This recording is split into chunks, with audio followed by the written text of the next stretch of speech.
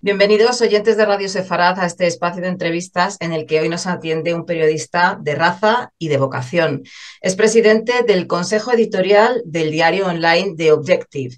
Desde mayo de 2014 hasta junio del 18 fue director de El País, periódico en el que antes había sido subdirector, redactor jefe, fundador de El País América, corresponsal en Estados Unidos, México y Centroamérica y enviado especial en numerosas misiones informativas en todo el mundo. Antes había trabajado también en la agencia EFE. A lo largo de su carrera ha cubierto guerras, revoluciones, procesos electorales y cumbres políticas en 4 continentes.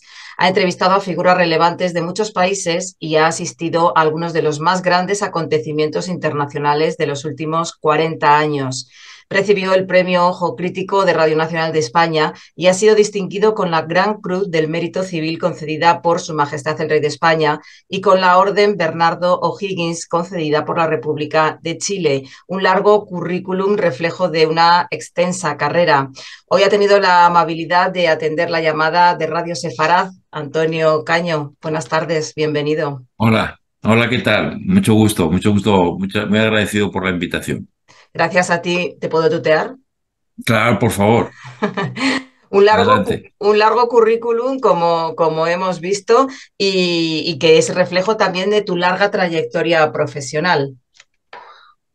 Bueno, sí, y de mis muchos años ya también. Desafortunadamente, para tener un currículum largo hay que vivir algunos años. Llevo más de 40 años de profesión y eso pues me ha permitido hacerlo prácticamente todo en este oficio, sí. Y tanto. Te hemos contactado principalmente a raíz de tu último artículo en The Objective titulado Hablando de un Estado palestino. Pero antes de entrar en este asunto en concreto, te pregunto por tu evolución personal y profesional sobre el conflicto árabe-israelí. También lo mencionas un poco en este artículo. Sí, bueno, no, lo que menciona en el artículo es que no es un conflicto que vea de lejos. Yo me inicié profesionalmente analizando y reporteando sobre el conflicto árabe-israelí. Uno de mis primeros destinos fue Beirut, el Beirut de la posguerra civil, los primeros años después de la guerra civil del Líbano. Beirut estaba entonces partido en Beirut Este y Beirut Oeste. En uno vivían los musulmanes y en el otro vivían los libaneses cristianos. Y en la parte musulmana, la parte musulmana estaba casi bajo control de los palestinos que vivían allí. Y allí estaba en ese momento el cuartel general de la OLP, y allí vivía en aquel momento Yasser Arafat. Yo le hice una entrevista a Yasser Arafat en sus oficinas en Beirut. Bueno, eso duró hasta la invasión de Israel en 1982. Israel invadió Líbano, llegó hasta Beirut, y los palestinos huyeron de Beirut. Y es curioso que yo no te digo, pero ningún país árabe de la zona les dio acogida. No pudieron irse a Siria porque Arafat se llevaba mal con Siria y Siria apoyaba a su propio grupo palestino que era pro Damasco. No podían ir a Jordania porque Jordania los habían echado y no los admitían de vuelta. Arafat estaba enfrentado con el rey Hussein, entonces no podían ir a Egipto porque Egipto estaba también en conflicto con los palestinos, y como recordarán, tuvieron que irse a Túnez. Y cuando salieron de Beirut, Arafat estableció el cuartel general de la OLP en Túnez. Bueno, desde ese viaje, pues viajé en numerosas ocasiones a la zona, incluido Israel, que también visité en muchas ocasiones. Y bueno, pues en ese artículo cuento, y es cierto que en esos primeros años de mi carrera yo era más bien pro-palestino, simpatizaba con los palestinos, tenía buenos amigos ahí en los palestinos y no conocía apenas a israelíes. Según fui viajando más y conociendo Israel, pues también ya tuve amigos en Israel, empecé a ver el conflicto desde ambos lados. y empecé a verlo de una manera diferente, digamos que entiendo que más ecuánime, tomando más distancia sobre el conflicto. Muy bien, ahora sí, el asunto que está en todos los medios de hace unas semanas a raíz de la intención del gobierno de España de declarar el reconocimiento del Estado palestino. ¿Cuál es tu opinión, Antonio? Bueno, yo creo que que es un error en este momento plantear el reconocimiento del Estado palestino. Un error por varias razones, una de ellas por razones de eficacia. La política exterior no es para hacer demagogia, la política exterior es para conseguir objetivos tangibles que beneficien a los intereses del país que impulsa esos objetivos, o bien puede ser una política altruista que un país hace en beneficio de otro país. Esta medida de legalizar en este momento el Estado palestino no, desde luego, no beneficia a los intereses españoles, no veo en qué puede beneficiar a los intereses españoles, pero tampoco beneficia a los intereses palestinos, puesto que no va a servir para que la posibilidad de un Estado palestino avance ni un milímetro. Por otra parte, si lo que se quiere utilizar esta medida es como un premio para los palestinos, hay que entender que en este momento no estamos premiando a los palestinos moderados que su día hicieron sacrificios y esfuerzos y renuncias territoriales y renuncias de otro tipo en todo el proceso de Oslo con el fin de conseguir un Estado. No, no estamos premiando a esos palestinos, estamos premiando a los palestinos que impulsaron o apoyaron la matanza del 7 de octubre y por tanto no creo que sea un grupo palestino que merece un reconocimiento. Si se quiere si se quiere viéndolo desde otro ángulo, si se quiere reconocer el Estado palestino como castigo a Israel por la operación en Gaza, pues también es una muy mala medida porque va a ser muy difícil imponerle a Israel en contra de su voluntad un Estado vecino. Jamás nacerá un Estado palestino si se pretende que sea contra Israel o como un castigo a Israel, porque lógicamente Israel no va a aceptar compartir su territorio con un Estado a la fuerza, que te sitúan por la fuerza. No puede nacer el Estado palestino si no es como fruto de una negociación con Israel y como fruto de un proceso en el que Israel, y cuando digo Israel me refiero a sus gobiernos, sus autoridades, su sociedad, opinión pública israelí, respalden la constitución de ese Estado. De otra manera no lo puede haber, no se puede imponer. Por todas estas razones considero que es un error. Me da la impresión de que esto es una acción impulsada estrictamente por una cuestión de búsqueda de protagonismo y de brillo personal del presidente del gobierno, que no está dirigida de verdad al objetivo que se pretende o que se dice pretender. Hay una frase en el artículo que la verdad es que no sé si he entendido bien y por eso, ya que te tengo aquí, te la pregunto. Dices que te irrita abordar el tema palestino. No digo que me irrita abordarlo a propósito de estas actividades del señor Pedro Sánchez, ¿no? Porque yo honradamente simpatizo simpatizo en general con la región. Quizá porque llegué allí por primera vez muy joven y el lugar del que uno empieza su carrera al final se le queda a uno más en el corazón, ¿no? Y yo honradamente simpatizo con los palestinos que conocí, simpatizo con los israelíes que he conocido en los años posteriores. Simpatizo con ellos personalmente, con su sacrificio, y me parece que es injusto lo que llevamos tantos años pasando. Es injusto que Israel sufra este acoso tan largo por parte de tantos países al mismo tiempo, y es injusto que no hayamos sido entre todos capaces de crear la situación que permita a los palestinos tener su propio Estado. Lo que digo que me irrita abordar esto a propósito de un movimiento que creo que es hipócrita, que es el movimiento de Pedro Sánchez. No creo que de verdad esté pensando en el bienestar de los palestinos, Pedro Sánchez. Honradamente, creo que está pensando nada más que en su protagonismo personal y en sí mismo.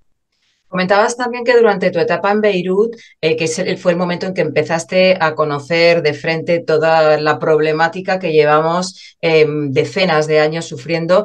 Ningún país árabe de alrededor hacía nada ni levantaba la voz por los palestinos. ¿Cómo ves la situación ahora?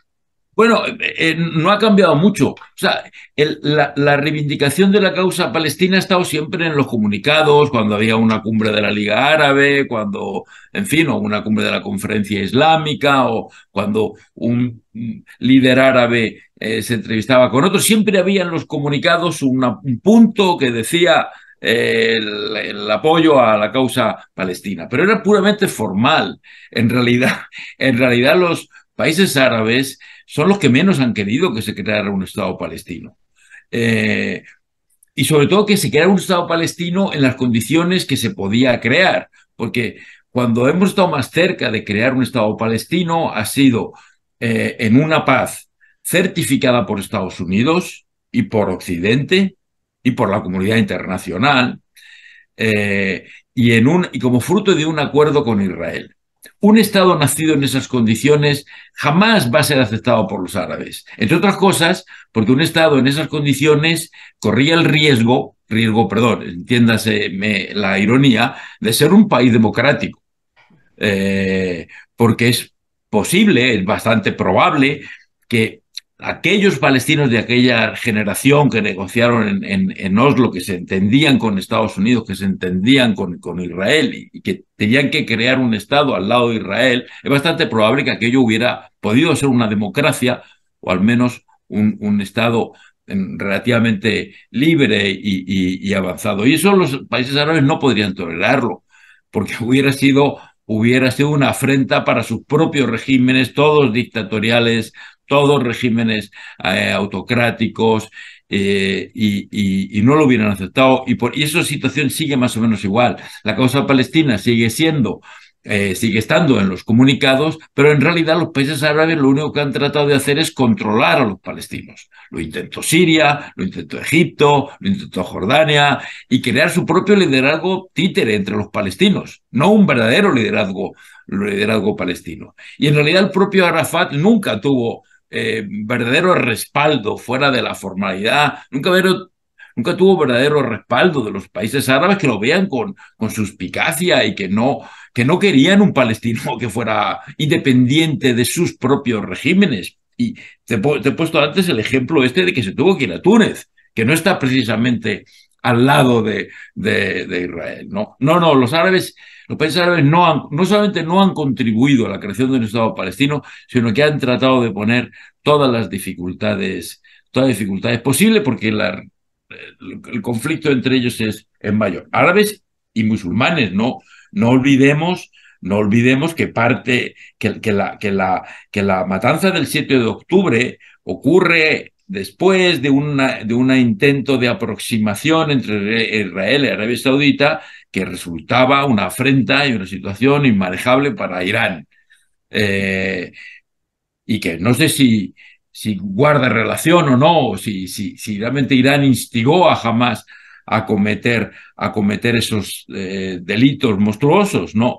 Eh, pero, pero lo que sí está claro es que la influencia de Irán sobre Hamas era y es altísima. Yo dudo mucho que Hamas hubiera sido capaz por sí mismo de lanzar una ofensiva de ese calibre sin contar con Irán.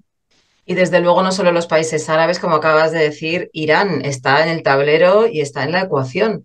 ¿Cómo No, viviste, absolutamente. cómo viviste el sábado por la noche cuando ya vimos que las amenazas se convirtieron en realidad y que Irán atacaba a Israel?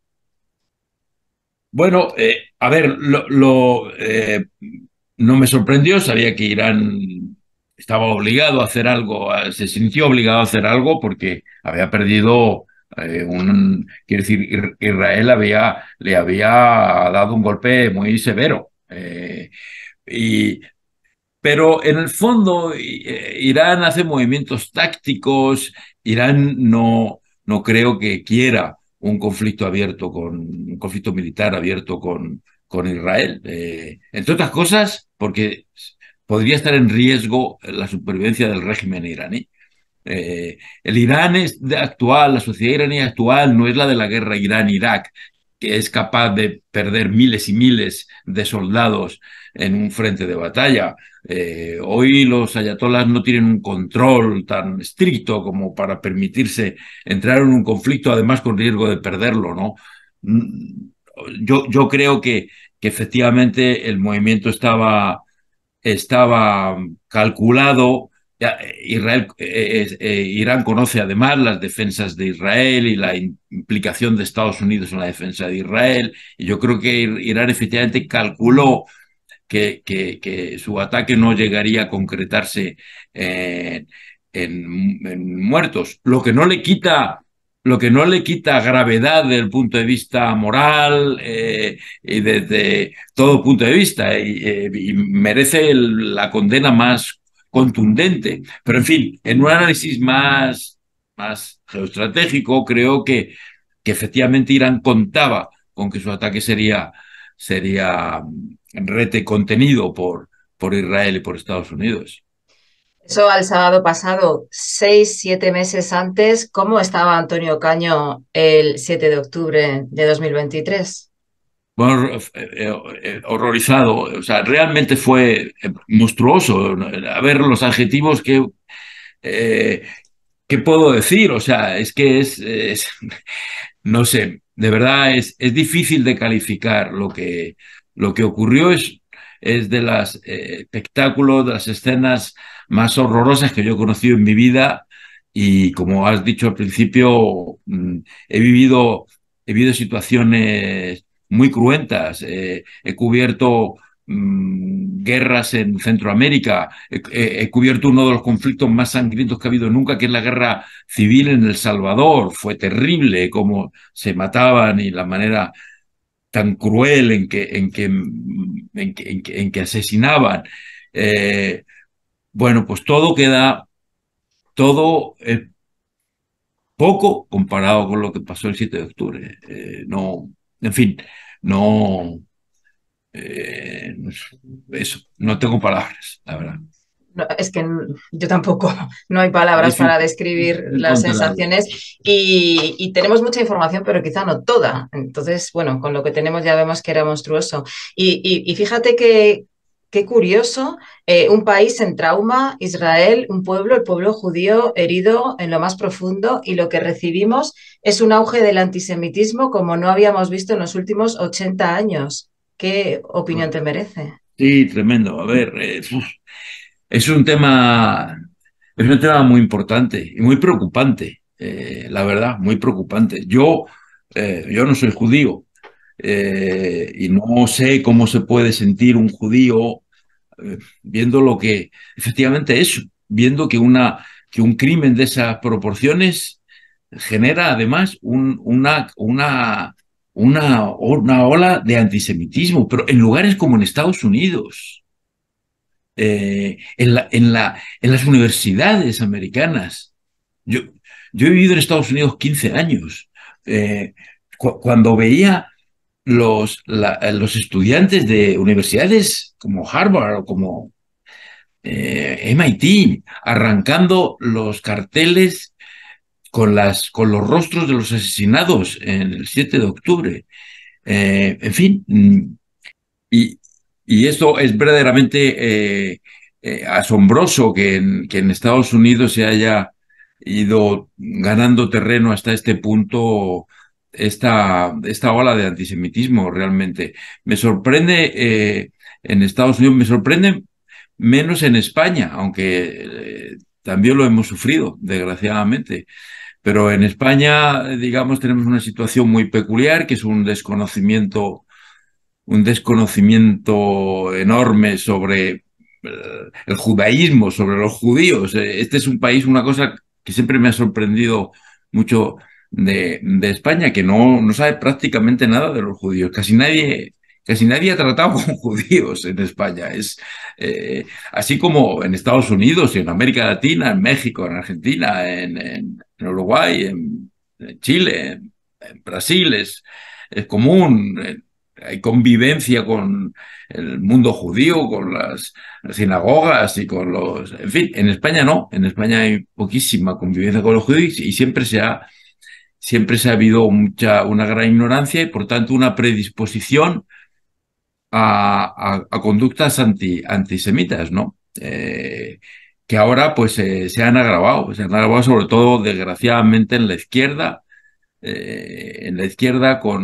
a veces con el pretexto del apoyo a la causa palestina, pues se ha defendido verdaderas políticas antijudías, anti-israelíes, que son realmente detestables. Y yo creo que es que no puede ser, o sea, yo sostengo que yo soy pro-palestino y pro-israelí, las dos cosas. No hay que ser Y anti nada, ¿verdad?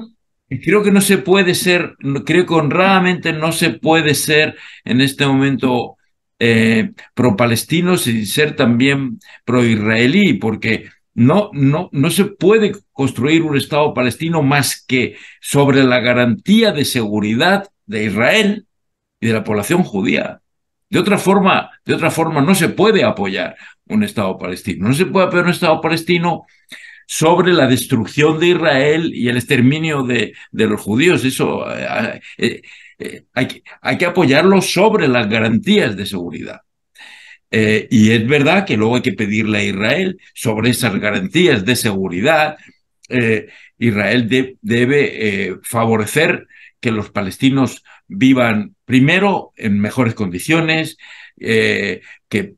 reducir el sufrimiento de la población. Yo soy partidario, desde luego, de detener el movimiento de colonias y conseguir dar pasos hacia la paz. Sé que en este momento todo esto suena tan improbable, lejano, y que es como predicar en el desierto, pero esto es lo que, por aquí creo yo que hay que encontrar la solución. Por eso digo que soy pro-palestino y pro-israelí, porque sí soy solidario con el sufrimiento de los palestinos. He estado muchas veces tanto en el Estado de Israel como en los territorios y sí he sido testigo del sufrimiento que también tienen los palestinos y pese a que algunos gobiernos israelíes han hecho esfuerzos por integrar a la población y sé que hay palestinos en posiciones relevantes del Estado de Israel, pero no dejan de ser extranjeros en su propia tierra, en la tierra en la que nacieron.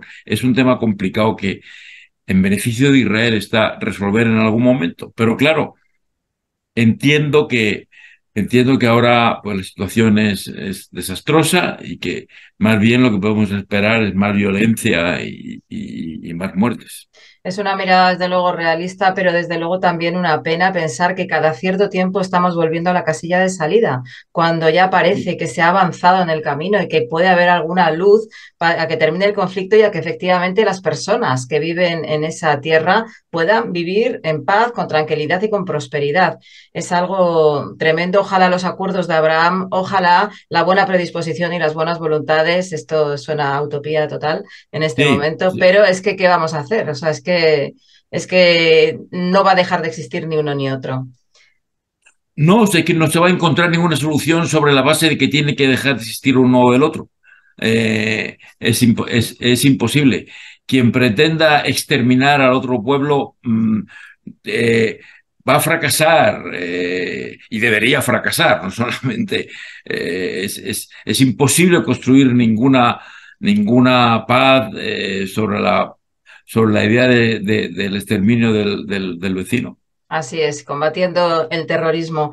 Antonio Caño, muchas gracias. Ha sido de verdad un Ah, tremendo placer la charla al contrario, contigo, el que nos hayas atendido. Ya sabes que esta es tu casa cuando quieras. Y para encantado. todos los oyentes estoy segura de que comparten conmigo la gratitud hacia ti. Muchas gracias, Nada, Antonio. al contrario, como decía, una de las cosas que lamento y por eso os deseo mucho éxito es un mejor conocimiento, no ya del conflicto palestino-israelí, sino del ser judío. Hay que empezar por conocer a la gente para poder entender sus pensamientos. La gente habla con Y en fin, España tiene la historia que tiene y hay muy pocos judíos en España y tienen muy poca presencia pública y poca presencia en la sociedad y creo que eso es una dificultad para el entendimiento y para conseguir la solidaridad de los españoles, ¿no?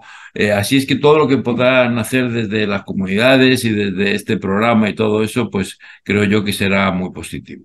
Este es un programa abierto al mundo, una radio por internet, se puede escuchar desde cualquier parte del mundo y aquí estamos desde hace años abriendo las puertas, intentando abrir también las mentalidades, ¿no? De que estamos aquí, de que hablamos de todo, de que explicamos de todo y lo que comentabas antes de ignorancia en la opinión pública, yo ya casi pienso que es desinterés, porque estamos aquí, quien quiera nos va a encontrar. Entonces, y con buena predisposición y con buena voluntad formamos parte de la sociedad española, contribuimos a ella desde todas las áreas y una comunidad pequeña, pero una comunidad próspera, una comunidad ilusionante y una comunidad completamente integrada, que no asimilada dentro de la sociedad española. Así que ojalá lo que tú dices Bueno, compartimos plenamente y que sea también un buen designio para el futuro. Muchas gracias, Antonio Caño, gracias, gracias a periodista. ti. Muchas gracias. Chao. Gracias. Hasta luego.